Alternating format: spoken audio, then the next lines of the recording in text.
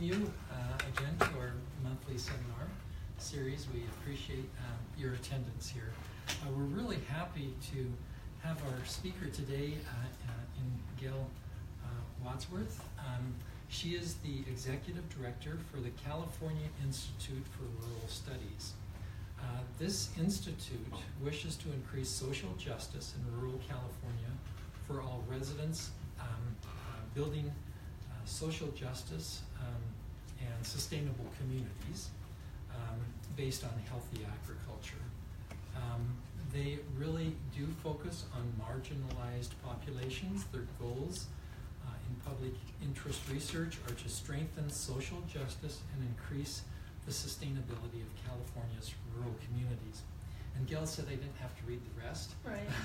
So it was, but there's a lot of stuff here. In fact, I think it's really interesting that the California Institute for Rural Studies, I didn't really realize how it all developed, but Gail, you must be the second person after, well, you can tell us a little bit about your history. I don't know how many executive directors have been in place since Dawn left. Oh, really? Okay. But her topic, assessing housing needs for farm workers in California. Great. Gail, thank you. So let me see if I can figure this out. So let me see, is this the point? Where's the pointer? Which one is the pointer? Oh. I see the advancing. Is this the pointer? I believe that is. Yep. Okay, thank you. Okay. So I'm going to talk a bit about assessing farm worker housing, why we do it, how we do it, and what some of the interactions are that impact farm worker housing, and why it's important to people who are interested in agricultural safety and health, because I think that housing has a large impact on agricultural safety and health. So why do we focus on housing and what does it tell us? Well, first of all, I don't know if you all are aware, but there are state requirements in every county general plan to focus on farm workers as a special population for the housing element. Oops, I don't know what happened. I had the code here that basically pointed out how they define these special populations and what they need to do. But the requirement, the analysis and the requirement of identifying special populations, the statutes of the state require an analysis of specific categories of persons with special housing needs, and this includes farm workers. And each of these analyses must include detailed quantitative and qualitative data, including estimates of the number of persons in each category, so how many farm workers, what are the available and needed resources, identification of housing types and numbers of housing, and analysis of the specific needs for those identified categories, including farm workers. So the state requires this in every housing element. And the Housing and Community Development website goes through the definition of why farm workers are considered a special needs population. Farm workers are traditionally defined as people whose primary incomes are earned through permanent or seasonal agricultural labor. Farm workers are generally considered to have special housing needs due to their limited income and the often unstable nature of their work. In addition, farm worker households tend to have high rates of poverty, live disproportionately in housing that is in the poorest condition, have extremely high rates of overcrowding, and have low home ownership rates. And that's directly from the HCD website, and the link is right there at the bottom. So data that we get from farm worker housing surveys, we do surveys of farm workers. We find out what actually the number of people per room and per dwelling is. What's that number? What's the composition of the household? Who are the people who are living together? How much income do workers spend on housing? What's the quality of housing? So I won't be talking about quality of housing today, but we do find that out. What types of housing are most common for farm workers to live in? What challenges do workers face? So we ask, beyond housing, what economic, personal, and health challenges workers might be facing. in some of our surveys, we found some really interesting challenges that workers face that are directly related to the places that they live, the conditions under which they live. And then we make recommendations from these results. So if a municipality hires us to do a farmworker housing assessment, they're generally being forced to do this by a lawsuit or some other action. And so they want us in the end to say, here are the conditions and this is what we recommend. So generally we'll recommend the number of units needed to alleviate crowding. We'll recommend a location of housing. What we found in our many years of work with farm workers is that they prefer to live close to work, like we all do. Who wants to commute, you know? And then the type of housing. Frequently there's an assumption that we need more migrant and seasonal housing. Sometimes that's the case, sometimes it's not, so we make a recommendation based on our findings. I'm going to talk about two factors that have really come to the forefront in impacting both the agricultural labor force and also as a result of that farm worker housing. Economics. Farm workers have very low incomes, right? And I'll show you exactly how low in a minute.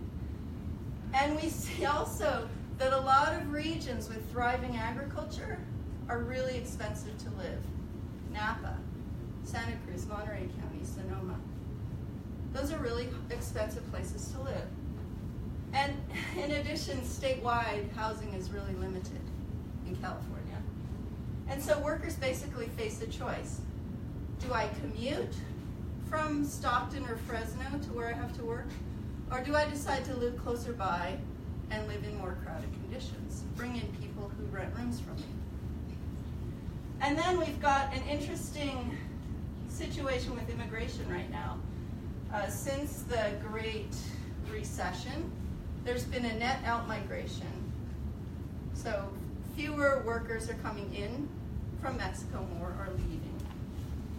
In addition, we've talked to a lot of workers who are intimidated by ICE and the Border Patrol, and they're simply not going to work. They're not taking their kids to school, they're staying at home.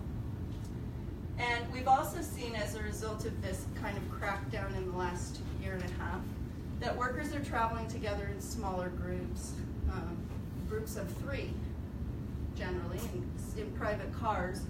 And this avoids suspicion and reduces their risk, they feel.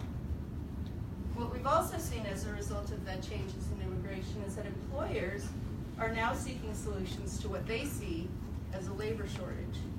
So workers aren't coming in from Mexico, workers who are already here are staying home, and employers are saying, we don't have enough workers to harvest our strawberries or our lettuce or our grapes. So the mean income for individuals, workers, is between $15,000 to $17,499. That's from the 2002 to 2014 National Ag Workers Survey. Is there a more recent one out? Do you know? Am I asking the wrong person? And then the mean income for families is between $20,000 to $24,999. Now I made this nice little graphic, which you guys might all hate, but I like it. On the left is a series of bars of farm worker incomes, and on the right is the cost of housing index from Sperling's Best Places. I picked this website because they do a lot of research on real estate values and cost of living. So if you look at incomes for a family, the greatest number, 33% of farm workers are making less than $20,000 a year. If you look at individuals, this is quite shocking. 16% in this survey had zero income. Another 16% had less than $10,000 a year. And the largest grouping, this 33%, had between $10,000 and $19,999. So we're talking $10,000 to $20,000 a year for individuals and family farm workers. If you look at the cost of housing index by Sperling's, they pick a 100 as the U.S. average. Fresno, this is Fresno County, that's 105. So you're doing okay in Fresno County. Napa is 300, so 3 times the national average. Get over here to Santa Cruz County, it's about 440. So it's a challenge for workers who are making between $10,000 and $20,000 a year to pay for the cost of housing in these agricultural regions. This is another kind of great example from the Office of Management and Budget. I'm not sure that's what it's called at the state level, but how expensive is housing in California? Housing prices in the U.S. average cost $180,000 a year. Wouldn't we like that? I mean, $180,000. Wouldn't we like that? In California, this is still hard to believe. They say the average is $440,000. I think it's probably grown since they did this. Rents. This is what's important because most farm workers don't own. They rent. The average California rent is $1,240 a month. So if you're making $10,000 a year, how do you pay that? And then if you look at the California home prices in 2015, we're 150% above the U.S. average. So the cost is one reason that we're having an issue with farm worker housing. And part of that cost is because we don't build enough housing. There's a lot of community resistance to new housing. Commercial development brings in more tax dollars. There's limited land to build on. We see that especially in coastal counties. And then there are a lot of regulations you have to go through to build housing. Then another thing that's important when you're thinking about farm workers is that there's been a shift from 1989 to 2010. If you look at the blue bars here, the blue bars represent private market housing that farm workers are going into. The pale green are employer-owned free of charge housing. That's really decreased. The dark green is housing provided by the employer that workers pay for. And the orange at the top, which is really quite tiny in 2010, is government subsidized farm worker housing. So farm workers with these low wages, $10,000 to $20,000 a year, are competing with all the rest of us in the private market for housing. And now if we look at, this is the immigration data I was talking about from the Pew Research Center. In 1995 to 2000, there was a net increase of 2.27 million workers from Mexico. 2005 to 2010, a net decrease of negative 20,000. 2009 to 2014, a net decrease of 140,000. So there's a housing crisis in California. Farm workers are severely impacted. Because of immigration, employers are also impacted because they don't have enough workers.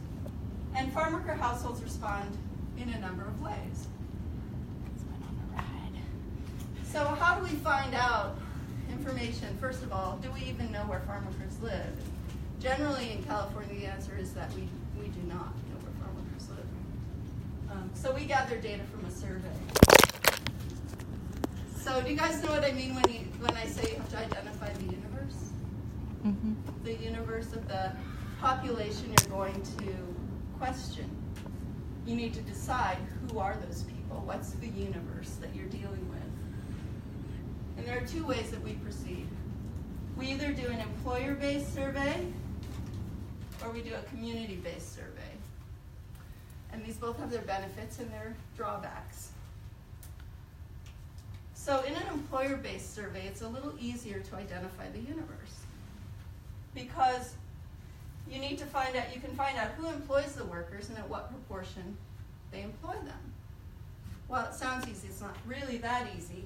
You then create a universe list of employers, and I've listed here some of the different places you can gather this data, and there are more.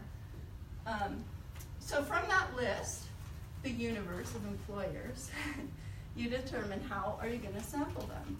Do you want to create strata for sampling, or you just want to do a random sample of the whole group?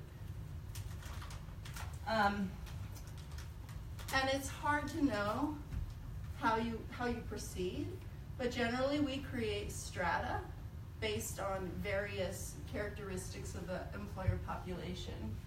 And once those employers are selected, so that's the first hard part, You can then select a random sample of employees.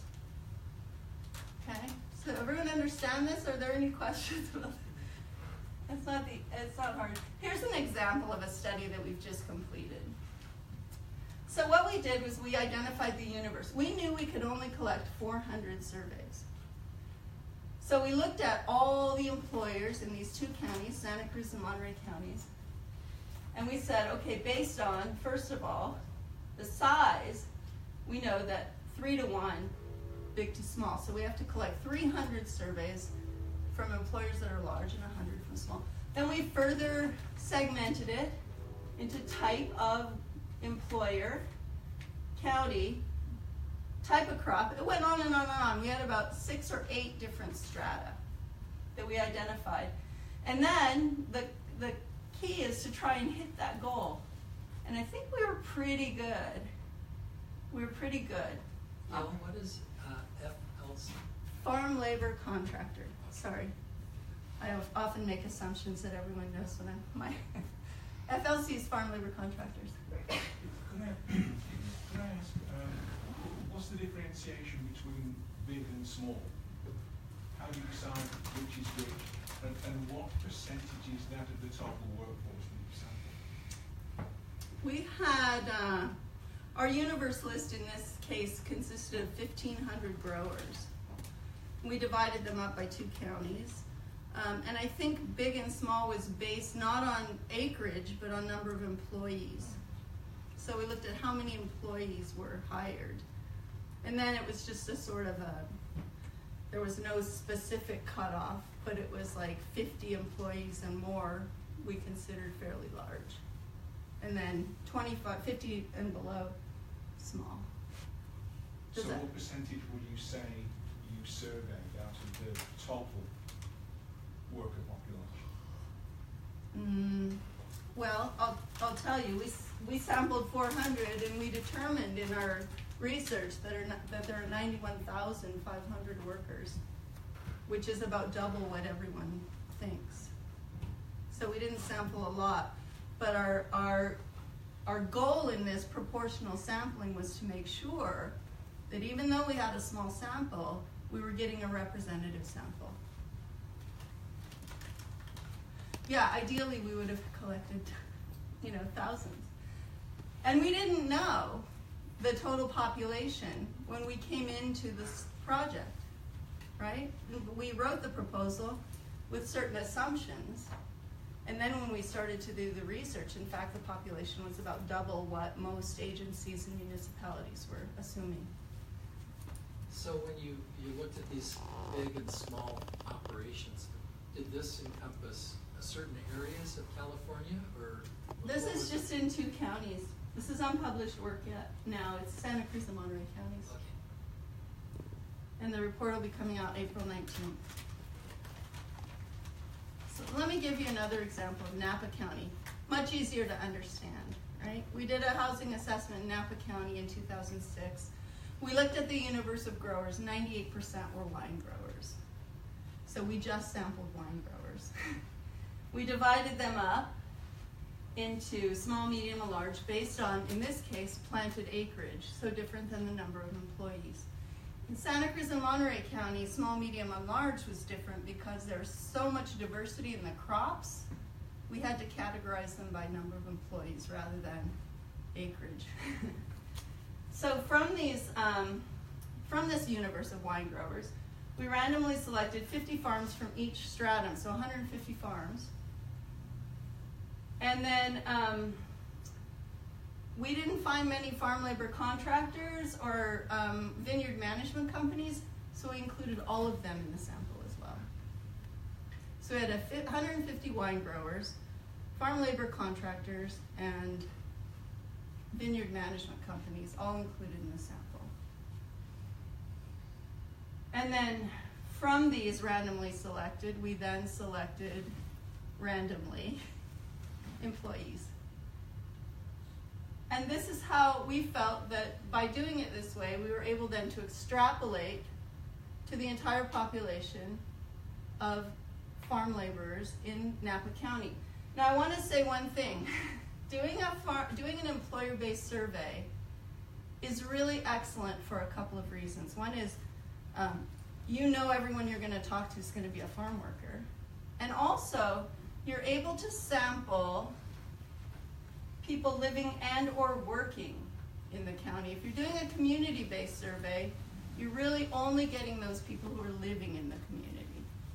So an employer-based survey is great for determining how far are people traveling to come into work. You know, so I mean, I've found that while it's also challenging, it's also really good for capturing that kind of commuting group of workers. So how did we extrapolate? We identified the percentage of total wine grape acreage represented by the farms in our sample. And we calculated per acre labor requirements for each of the farms as well. We asked the employers for that information. Once they were selected and we were picking their workers, we asked, what's your per acre labor requirement? And then we calculated a multiplier, incorporating the percent of wine grape production represented by our sample and the per acre labor requirements. And we weighted our survey findings by that multiplier. By doing that, we felt we had a very representative and sample and one that could be extrapolated to wine grape growers countywide. We also do community-based surveys. These are challenging because you define your universe based on geography. You have to take a massive number of samples to be sure that you get a sample that's big enough to analyze farm workers specifically. So, but we do it anyway. We've done it in two different cases. The California Ag Workers Health Survey in 1999 to 2000 was a community-based survey in I think 9 communities statewide. And we have done it in the Eastern Coachella Valley in 5 communities there. So you look at the entire community and take a random sample with the hope of including enough farm workers for analysis. You geographically divide the community into blocks. You create strata if necessary. Our sampling strata in the case of the Eastern Coachella Valley was based on housing type. We had 4 strata. We had modern tract homes, we had mobile homes, apartment buildings, and what we called mixed-use housing, and I'll show you an example in a minute what that means. Then, once you select your blocks for sampling, you have to make sure you enumerate every single residence within the block. That means really being on the ground and making sure that these addresses are correct, that there are, that you're really capturing every residence, and then you do a random sample from those. Or you can do a small community canvas. So what we did for the California Agricultural Workers Health Survey is we selected 9 communities that we knew were primarily farm worker communities, right? So 80 to 90% farm workers lived in those communities. We actually went door to door and did short interviews. Knocked on the door, hi, do any farm workers live here? And then we enumerated those households, mapped the positive responses, and then randomly sampled from those households. Both of these community-based surveys are extremely time-consuming because you really want to make sure that you're including that universe. Employer surveys, you just have paper lists. And you assume that you're getting the correct lists, and it could take time to do that as well. So, Gail, when you do door-to-door, I mean, we all have some issues about answering our door to a stranger. How do you take that into account? Yeah, that's always a problem when you're doing any kind of survey, right? So what we tend to do is make sure that the people we have going door to door are members of the community. And so there's less fear. And if they're not members of that community directly, they're recognizable to people who answer the door as members of their own community. So in the case of Santa Cruz and Monterey counties, we had people who had been raised as farm workers and who had gone on to other things, some students from Cal State, Monterey Bay. In the Eastern Coachella Valley, we had a lot of people who were wives of farm workers, and same in the cause. The the people that we get who canvass the communities generally are members of that community. So there's less fear. And you just keep going back until they answer. You know, or you ask their neighbor. In that initial canvas, it's not, you know, it's not as time consuming as actually then when you select the houses, getting someone to spend the time to answer your survey. So this is, I meant to bring this poster, I'm so sorry I didn't. So this is a poster we did about Mecca. And I don't know if you can see this, but this little picture here is a satellite image of the town of Mecca in eastern Riverside County. And we've divided it up into little blocks that are outlined in red and yellow. And what you can't see here, sadly, is that right here, this is what we call the mixed-use housing block. All along the street, there are houses in the fronts of these lots, big houses. And had we just been, say, census takers, we would have taken the information from those houses at those addresses. But as we were enumerating the houses, we found, for example, an instance of this particular lot. There was a house in the front and 8 units behind. Mm-hmm. So we enumerated all 8 of those units, and they were all included in the random sample. This is an incredibly time-consuming and lengthy study. We're still looking at the data from. In 5 communities, we collected 1,800 surveys. About 900 were farm workers. So pretty lucky, I think. So the other things the things that are impacting farm worker housing, in addition to economics and immigration, are changes in agricultural labor and this perceived labor shortage. Agricultural employers are experiencing what they're calling a severe labor shortage.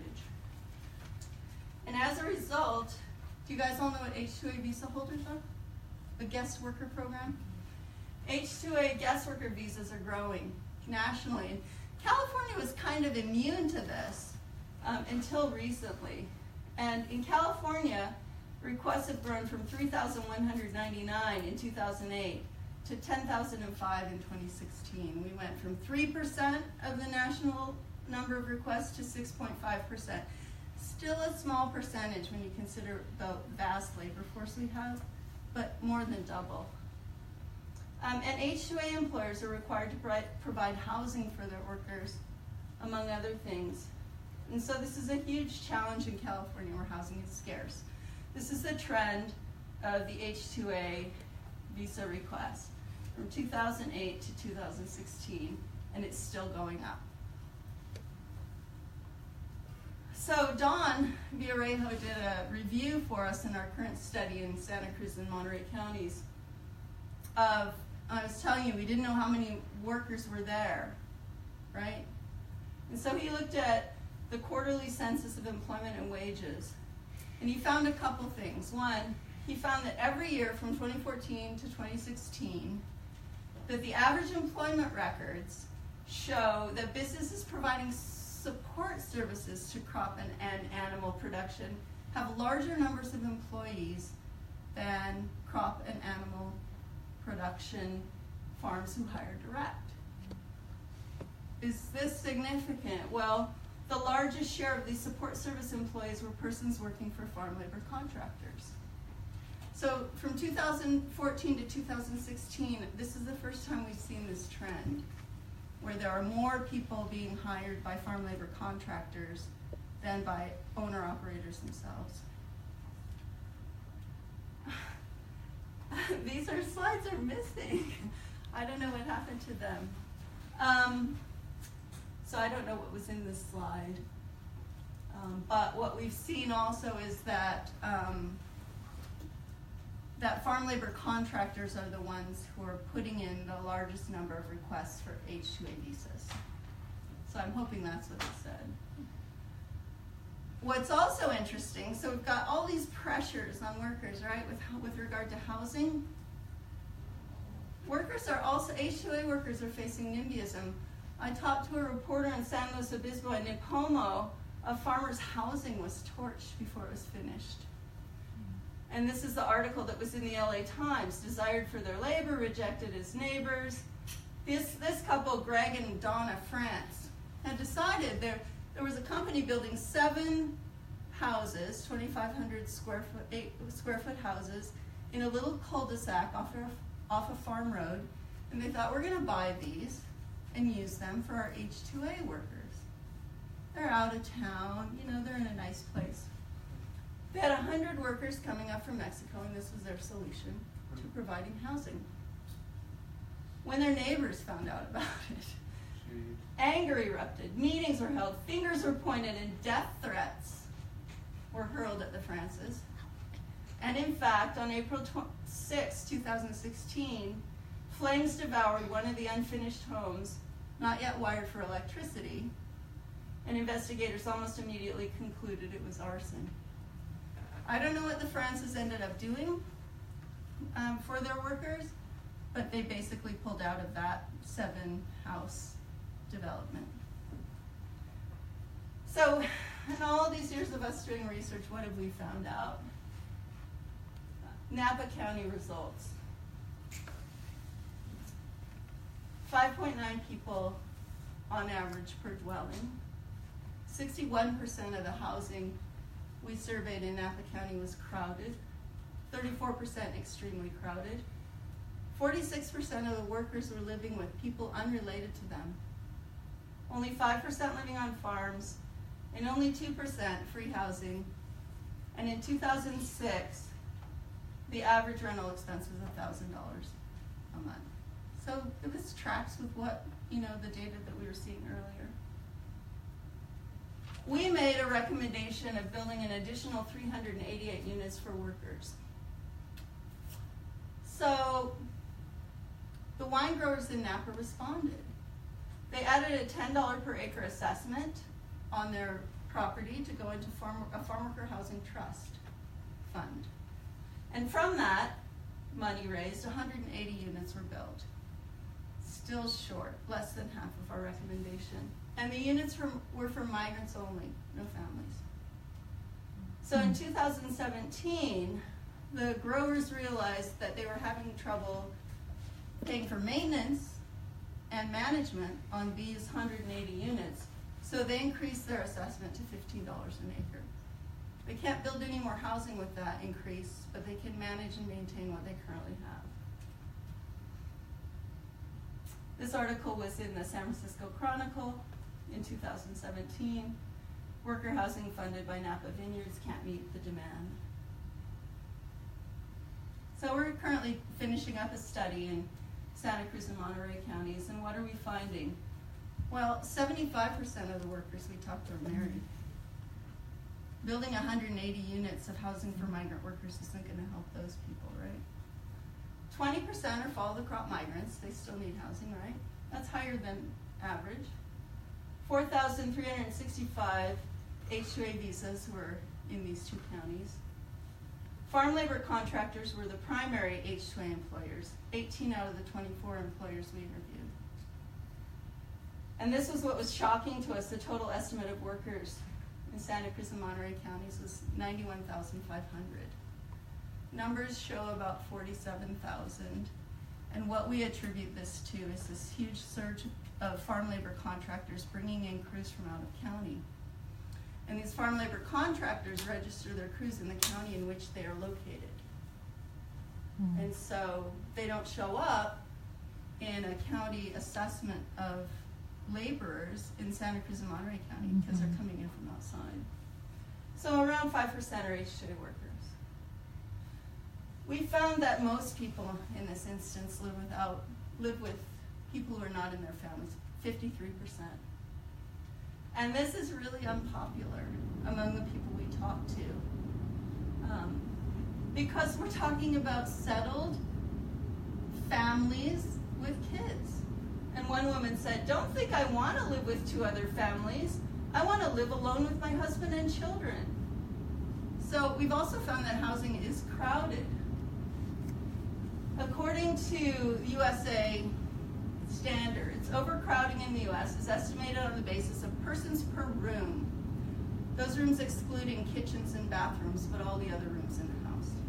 So if I have a 3-bedroom house with a living room and a dining room, that'd be 5 rooms.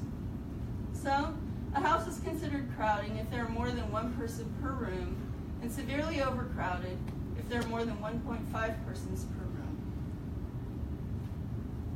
This is the distribution of people per room in the study we've just completed. This column right here is less than 1 person per room. That's only 7% of the population. All the rest are crowded to severely overcrowded. 93% of the farm workers we interviewed are living in either crowded or severely crowded conditions. The majority are living in residences with non-related tenants. So nearly half in the Napa study said they were living with unrelated people, 46%. In this study, 53%, about the same. But workers don't want to live this way. So in this current study, let me know if this confuses you because it's slightly confusing. We identified 209 addresses which we have called joint dwellings. Most commonly, adult men lived in those joint dwellings as additional household members.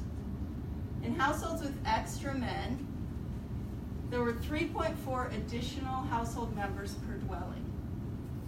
In houses with extra women, there were 2 additional household members per dwelling. So men clearly are more common.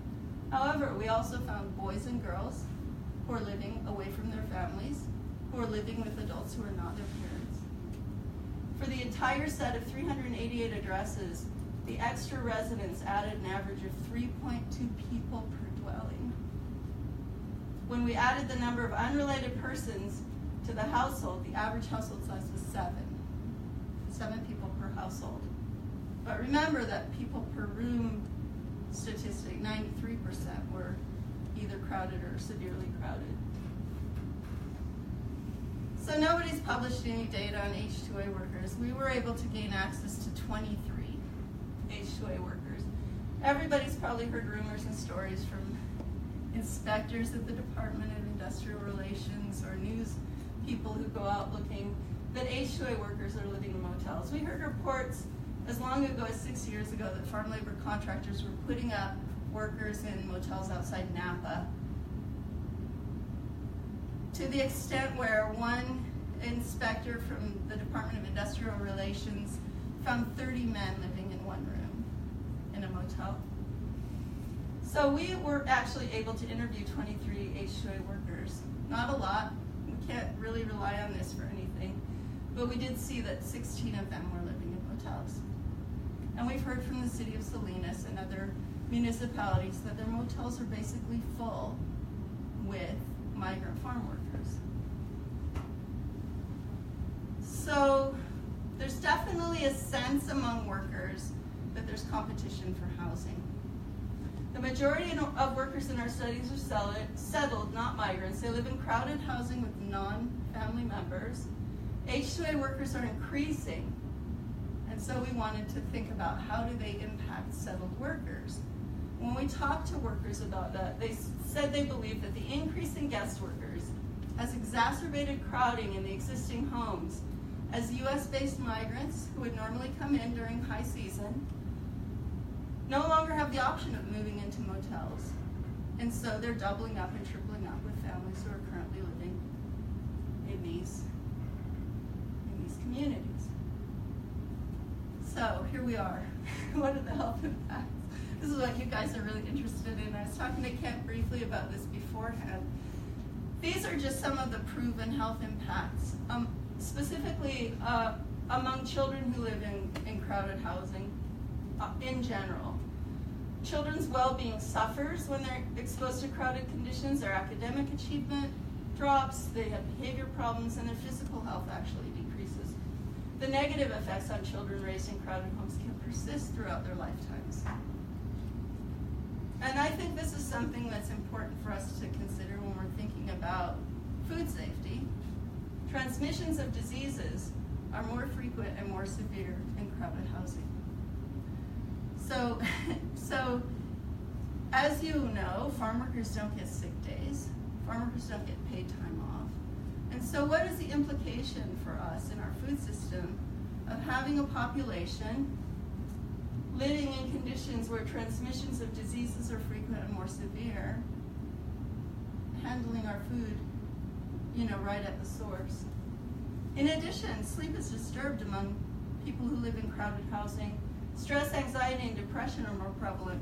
What are the impacts of sleep-deprived workers in the fields? Do you think that, I would think that accidents would increase. In the UK, the million children living in overcrowded homes are up to 10 times more likely to contract meningitis and 3 times more likely to have respiratory problems. Over a lifetime, overcrowded homes have been linked with slow growth in children, which correlates with an increased risk of heart disease as an adult. An increasing body of evidence has associated housing quality with morbidity from infectious diseases, chronic illnesses, injuries, poor nutrition, and mental disorders. So it's not just that it's uncomfortable. We talk to workers, male workers who are traveling with their families and living in someone else's home, and their teenage daughters had to sleep on sofas in the living room.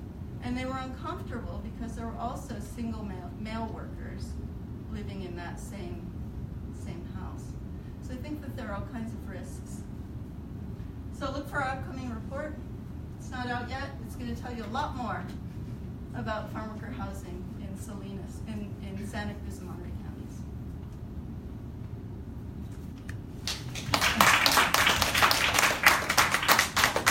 Other questions?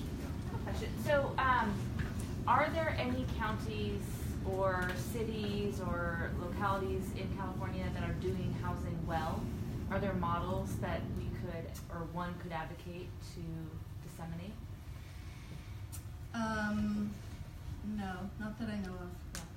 Because I sort of thought Napa has been held up as one, and maybe it's made some positive strides, but it looks like there's still room for improvement. Absolutely, Napa. That the growers would take it upon themselves to raise funds for farm worker housing is incredible. And what we're hearing from growers in Monterey and Santa Cruz counties as well is that they'd be willing to do something to put money into a farm worker housing fund.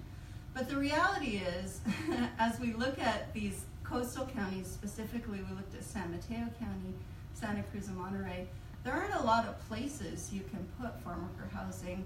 And if you need 45,000 units, which is, if we really want to alleviate the crowding in Santa Cruz and Monterey counties, we're talking around 45,000 units. That's impossible. So Napa, Napa, I think, has done a good job. Riverside County has taken some strides with regard to allowing, you can put up to 12 units of housing on agricultural land without changing the zoning. And so Riverside County sees this as a very common response to a lack of housing. And so they actually provide model plans for what we call Polanco parks on farmland that are free of charge to any grower, and they can then use them to develop their land. Ventura County does the same with housing plans for farm worker housing, so they make them available free of charge. I think as growers begin to complain more and more about not having housing, not having workers, they're going to start seeing that not having workers may not simply be because there aren't any workers in their counties, but because there's no housing. So Tanimur and Antle built the Spreckels Housing facility. I don't know if you're familiar with that. Tanimur and Antle's a huge grower on the coast, and they couldn't find enough workers to come in seasonally and do the work in their lettuce fields. And so they put in an application for 800 H-2A visas. In order to do that, they had to convince the county to allow them to build a housing facility for 800 workers. So the county said, okay, build it. So they built this fabulous housing for 800 single workers. And what they found once they built it was that they didn't need to use their H-2A visas. That people were willing to come from other regions as long as there was housing available and work in the fields. So I think you know, as we see, if this continues to create stress on growers, I think we're going to see maybe some creative solutions happening. I think in Santa Cruz and Monterey counties, we're hoping to see some creative solutions. Yes, question. Could I say thank you for your presentation? Lots of fascinating information there. And I wonder, is it possible to get access to your presentation either by emailing you or is it on the website? Or? Yeah, I can give it to you after April 19th. So none of this is public currently. Some of it is in Napa County. So the Napa County Housing Assessment is available. It's on our website. We have another one for Mendocino County, which we did Housing and Transportation Assessment. Those are both available. We also put all the survey instruments up, so anyone can take them and use them if they wish. My second question would be, are you researching or are you advocating? What happens to the information when you publish it? Who takes it and runs with it? We research, but we also advocate. What we try to do is use research to influence policy change, right? And so frequently, like in the case of the Napa study, the Mendocino study, and this current study we're working on, municipalities hire us to come and tell them, what are we lacking? So we tell them, this is what you're lacking, this is what you need to build. And so we're advocating for that increased farm worker housing in that sense. We advocate for other things as well. In the Eastern Coachella Valley, that huge 5-community survey, we're working to influence Riverside County's general plan. All counties are now required to include an environmental justice element in their general plans now too. And so as counties are updating their general plans, they have to include environmental justice. And so we're using data that we've collected from that study to influence Riverside County in their environmental justice. We have a question from Facebook Live. Matthew Torrey Bridges asks, what about Yolo County? There are several apartment complexes that require residents to be agricultural laborers, one of them being Spring Lake Co-housing, and at least one more. He asks if anyone from Yolo County Housing Authority is there, or if anybody might know what they might think. Yolo Housing is a model of building farm worker housing that is sustainable, green, and they respond to farm worker housing issues in the county. So take back that Yolo may be a model for farm worker housing. The population of workers in Yolo County is a lot smaller than in most counties, but Yolo County is doing a really positive job in both building farm worker housing that is incredibly green and also costs less for the workers to live in. There are a lot of housing facilities that have limitations on who can live there. Farm worker housing specifically, how many units must be filled by farm workers. And Yolo County actually is doing a really good job. So the housing that you're talking about, is it occupied year-round or only during the season? Well, we found in Santa Cruz and Monterey counties, and most of the studies we've done, that the majority of farm workers are settled. They're living year-round, they're not commuting. And so the housing that we also would like to see built is housing for those families. We acknowledge that housing needs to be built for migrants, for H-2A workers, because it's not sustainable to keep them in motels. But that's such a small percentage of the population. In these counties, we're saying 5%. It'll alleviate some of the crowding, but really not enough. So we advocate for both, but I think that we would say, based on the data, that the majority of housing needs to be for families. So in the community I'm working in, there's a big issue with obesity and obesity-related diseases, and that a lot of it comes down to being able to cook and having the right, like a good kitchen facility at the home. What are you seeing, not just like people per room, but also people like per kitchen? Are there good cooking facilities at all? No, in these really overcrowded units, there are not good cooking facilities. In one instance in this study that we just finished, there were 40 people living in one house. The complaints that we heard were that they didn't have adequate access to bathrooms or kitchen facilities. That there was such a long wait that they weren't able to access them. If you look at the California Agricultural Workers Health Survey, you'll see that it was a small percentage of people who didn't have access to kitchens. But I think as this crowding increases, that we're going to see more complaints. H-2A workers, the employer's required to provide food. And it's interesting, the solutions that they're finding are very interesting. If they're putting their workers up in motels, you can drive into the parking lot and there are these big long tables of catered food. Catered, I put in quotes.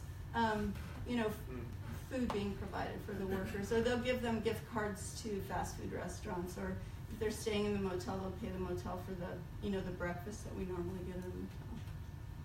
So for those workers, there's no access to kitchens anymore. So last week we were talking and met with someone who does farm labor contracting, and one of the points that he brought up was the fact that there are many workers who are traveling very long distances to get better paying jobs, and I was just curious about this whole idea of the long commute. What dangers did that present, and also, are you seeing issues of people living out of their cars to work? There have always been workers who live out of their cars. In this current study, we didn't talk to any, but in the cause, there were 3%, I think, of the people that we talked to lived in their cars. The long commute is extremely dangerous. I think that we've seen something like a 38% rise in traffic accidents from these long commutes of farm labor contractors. I can just send you that data. I actually looked at it because it's really shocking. So Dawn did a deep dive into farm labor contracting. When we first started looking at San Mateo County, and this is not data that are published anywhere, but we found only 5 farm labor contractors registered to work in San Mateo County. But the housing assessment done by another organization said that there were 68 farm labor contractors operating in San Mateo County. So Don is like, well, who are they and where are they coming from? And so he actually went and looked at who are all the farm labor contractors in California, where are they located, where do they send crews, and it's pretty eye-opening. There are some really long commutes. And that's, like I said, that's a benefit of doing an employer-based survey, is you can find out where people are coming from to work in those operations. It was interesting. I'll just one more comment.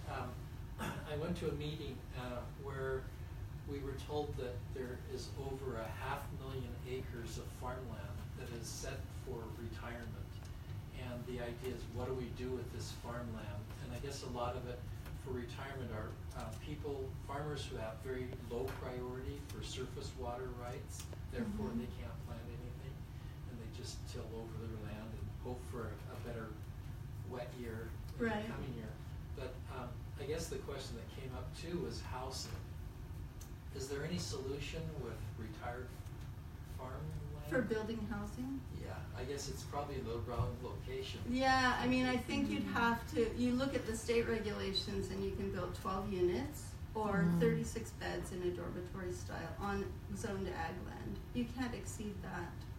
And there are some real barriers to getting people encouraged to build that, because you can't get funding from Affordable Housing Sustainable Communities, which is the big greenhouse gas cap and trade funding thing for affordable housing, because 12 units is below the density limit. So even though the state has set this density limit at 12 units, in a rural region you have to build 15 units or more per acre. So, so there's like a definite problem in the perception of farm worker housing. People don't want farm workers living in their communities. They don't want, especially these individual, single unaccompanied males, as we saw in the Nipomo example. There's definitely a, the deck is stacked against farm laborers and housing for them. And when housing's not available, what we see in eastern Riverside County is that there's a tendency to want to build these big estate homes. And when you have a lot of space, you build these big estate homes on golf courses. And so there's a big push for doing that in eastern Riverside County when we've got a really hugely impacted population of low-income people who don't have anywhere to live. Any other questions? Did I bum everybody Yeah, out? on that note. I did bum everybody out. Well, thank you, Gail. Thank you. I Thank you appreciate for- your seminar today. It was very fascinating. Good, I'm glad. Thank you for being interested. And we'll be sure to send the publication out to our listserv, so be sure to give your Okay. email address if you're not already on it. Good, thanks. Well, thank you.